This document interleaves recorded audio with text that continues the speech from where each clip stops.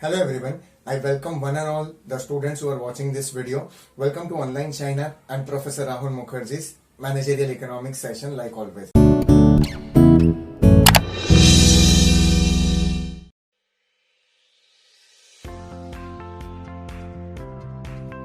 So here I welcome you to the last module, that is module number 4th, first chapter. So as said and promised in the last video, last session, last lecture में जैसा मैंने आपसे कहा था कि we will be talking about international trade, the global economy, globalization, its need, what are the issues in that related to it, and finally its solution.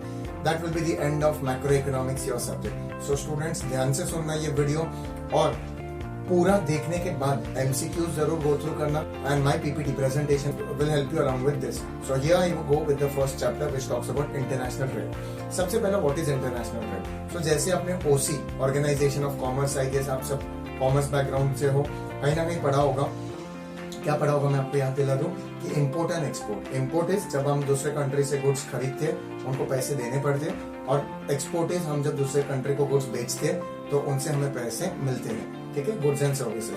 Now this is all about international trade which is very important कि हर एक country के पास natural resource के तौर पे plus artificially जो हम production करते हैं हर एक चीज नहीं होता, और इसके वजह से एक जरूरत जागती है कि हमारे पास जो चीज एम्पल में है, हाई क्वांटिटी में है, हम उसे बेचना पसंद करते हैं कि वेस्ट ना हो जाए या उसका कम दाम ना लग जाए हमारे कंट्री में, और दूसरे कंट्री जिनको जरूरत है वो प्रोडक्ट्स खरीदते हैं. वैसे हमारे कंट्री से हम एग्रीकल्चरल प्रोडक्ट्स ज्यादा बेचते हैं, कुछ सर्विसेज सेल किए जाते हैं, और ऑन द अदर हैंड हम पेट्रोल गल्फ कंट्रीज से खरीदते हैं. One example. So we try to stabilise the prices all over the world. उसी पे आपका पहला थियरी है कि Ricardo's theory of international trade. उस पे आ जाता हूं. पहले मैं आपको और कुछ नीड बता दूं international trade. Another is to create a brotherhood या having a mutual dependency on each other. एक रिलेशन बनता है worldwide. So India overall is into सार, दैट इज आपने सुना होगा SAARC. इसमें भी है ये इकोनॉमिक इंटीग्रेशन होता है जिसमें कुछ कंट्रीज साथ में आते हैं और वो डिसाइड करते हैं अपने trading norms. Most favoured Nations के नाम से जाना जाता है कि हम आपस में जब डील करेंगे तो हमारे रूल्स नॉर्म्स अलग होंगे. ब्रिक्स भी आपने सुना होगा, Brazil, Russia, India, China and south America, ये सब उसके पार्ट्स हैं. ठीक है. सो having said so the summits, इसके लिए समिट्स होते हैं, मीटिंग्स होते हैं और उसमें नॉर्म्स डिसाइड किए जाते हैं. सो इंटरनेशनल ट्रेड की बहुत सारी जरूरत होती है. पहले तो गुड्स एंड सर्विसेज है, फिर रिक्वायरमेंट्स है, फिर एक रिलेशनशिप बनता है, फिर कौन से पीरियड में एक दूसरे को हम हेल्प करेंगे. जैसे इंडिया ने काफी कंट्रीज को हेल्प किया in terms of getting certain medicines in कोविड-19 period and so on. Okay, so taking this ahead I will talk about Ricardo's principal.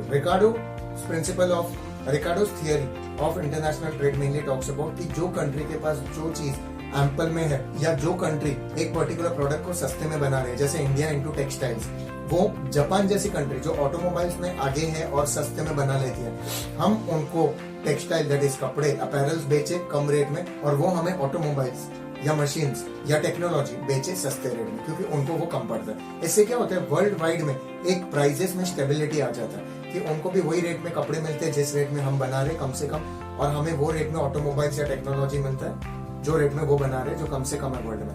And this is how things move ahead.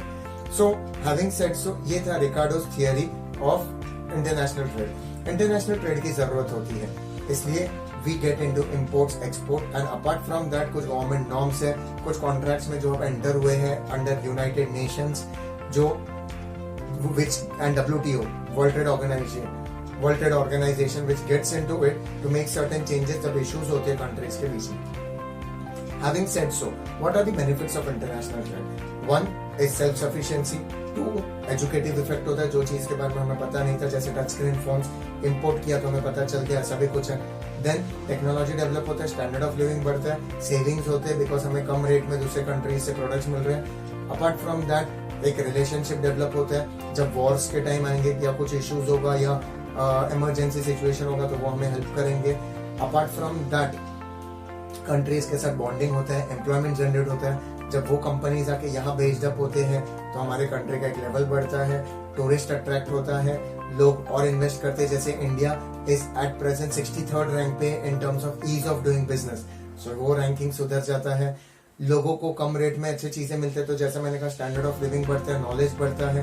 Apart from that एक specialisation हो जाता है country का कुछ certain category of products में, employment rate बढ़ता है तो लोगों की रोजगार बढ़ती है, नेशनल इनकम बढ़ता है, जीडीपी बढ़ता है, पर कैपिटा इनकम बढ़ता है, ऑटोमेटिकली मार्केट में कंजम्पशन डिमांड बढ़ता है, और जो माइक्रो इकोनॉमिक लेवल के इश्यूज है वो सॉल्व हो जाते हैं। तो इतने सारे बेनिफिट्स हैं इंटरनेशनल ट्रेड के, दूसरे कंट्री को भी ये होता जरूर है। सो having said so, rough idea on कि इंपोर्ट एक्सपोर्ट करते करते अगर किसी दिन ऐसा हो गया कि हम उन पे इतना डिपेंडेंट हो गए तो ये उनके साइड इफेक्ट्स हैं, तो हमें कुछ रेस्ट्रिक्शंस के साथ चलना पड़ता है। तो इसलिए एफडीआई नॉर्म्स आते हैं कि फॉरेन डेवलपमेंट इन्वेस्टमेंट में कुछ नॉर्म्स है कि आप जब एक फॉरेन कंट्री के कंपनी को एंट्री देते हो अपने कंपनी में कुछ पर्टिकुलर सेक्टर्स में, तो 49% तक ही इन्वेस्टमेंट अलाउ है या 26% तक ही अलाउ है। ऐसा क्यों हो जाता है? बिकॉज दे वांट कि हमारे डोमेस्टिक इकोनॉमी के ओनर्स का मेजर स्टेक हो, वो कंट्रोलर हो और वो डिसीजन मेकर हो, उसमें कुछ इश्यू ना हो जाए। इसलिए एफडीआई नॉर्म्स होते हैं कि परमिशन तो देना।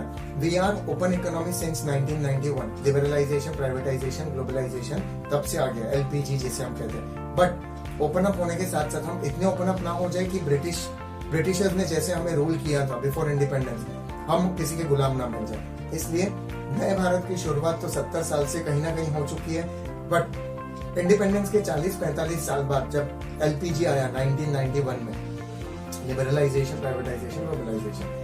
लिबरलाइजेशन, कुछ लाइसेंसिंग नॉर्म्स फ्री हो गए। प्राइवेटाइजेशन की गवर्नमेंट के कुछ प्रोडक्ट, सर्विसेज या सेक्टर्स को प्राइवेट हैंड्स में सौंप दिया गया कि आप भी कर सकते हो, जैसे उसमें से एक इंश्योरेंस है, बैंकिंग है।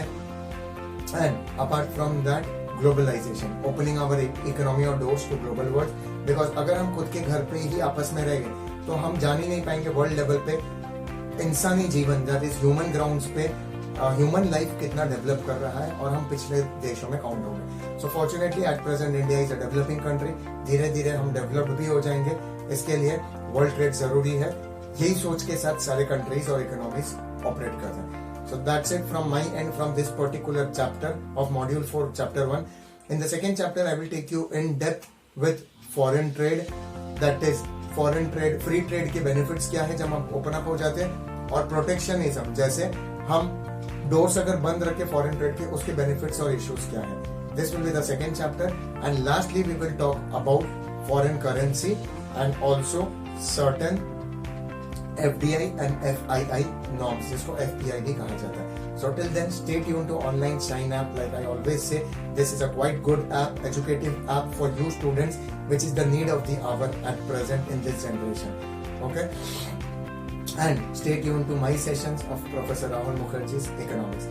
So I have also written a book on Managerial Economics Part 2. You can refer that if needed. But यहाँ पे जो मेरे ये sessions हैं with PPTs and MCQs will help you the best to crack your exam. Take care of yourself and study well.